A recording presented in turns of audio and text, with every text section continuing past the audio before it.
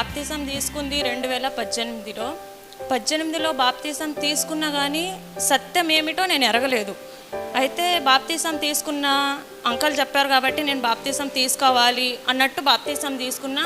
But అయితే Bible అయితే నాకు ఏం తెలీదు, ఒక ప్రార్థన వచ్చేది కాదు. అయితే నేను తీసుకున్న తర్వాత కంటిన్యూస్ అసలు చర్చ్కి వచ్చేదాన్ని కూడా కాదు. ఫాస్టింగ్ ప్రేయర్కి అంతే, అమ్మ వాళ్ళు వస్తే వస్తా వాళ్ళతో. సో సండే కూడా పనులకు పోవటము.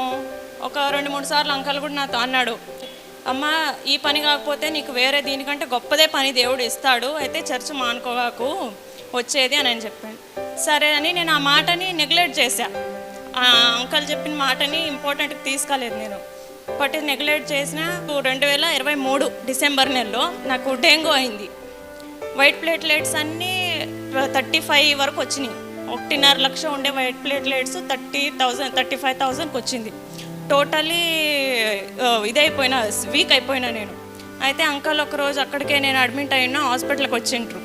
వచ్చి స్నేహ ఇక్క మీదనన్నా నువ్వు ఆత్మీయంగా చర్చ్కి వచ్చి బాగుండాలని దేవుడు నీకు ఇది ఎగ్జామ్ అంటే పరీక్ష పెట్టిండు అని చెప్పి ప్రేయర్ చేసి అంకల్ ఇంక ఇంటికి వచ్చిండు. నెక్స్ట్ డే మార్నింగ్ కంటే వైట్ ప్లేట్ సెల్స్ 35 ఉన్నది 1,20,000కి వచ్చింది.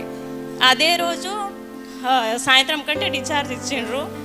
దాని తర్వాత నేను కంటిన్యూస్గా ఈ పని లేకపోయింది, పని లేకున్నా ఇబ్బంది లేదని ఆ పని మానేసి దాని తర్వాత మంచి ఉద్యోగమే వచ్చింది. వచ్చిన తర్వాత ఇంకప్పటి నుంచి కంటిన్యూగా నేను చర్చకు వస్తా. ఇంప్రూవ్మెంట్ అనేది జరుగుతుంది. దేవుని నామమునకు స్తోత్రం. చిన్న వాక్యం చెప్పబోతున్నాను. 15వ అధ్యాయం మొదటి నుంచి కొన్ని వచనాలు. మైన ద్రాక్షావల్లిని, నా తండ్రి వ్యవసాయకుడు. నాలో ఫలింపని ప్రతి తీగను ఆయన తీసి పారివేయును.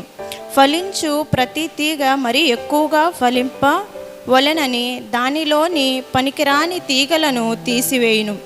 నేను మీతో చెప్పిన మాటను బట్టి మీరు ఇప్పుడు పవిత్రులై ఉన్నారు. నా యందు నిలిచి ఉండుడి, మీ యందు నేను నిలిచి ఉందును. దేవుడి వాక్యం దీవించి ఆశీర్వదించును గాక. మనము దేవుడు నిజమైన ద్రాక్షావల్లి, నా తండ్రి వ్యవసాయకుడు అని అంటున్నాడు. మనమందరం తీగలు. మనము పనికిరాని తీగలైతే దేవుడు తీసేస్తాడు, పనికి వచ్చే తీగలైతే మరి ఎక్కువగా దాన్ని ఫలిస్తాడు. అదే ఏమంటాడంటే దేవుడు, మీరు నాలో ఉంటే నేను మీలో ఉంటాను.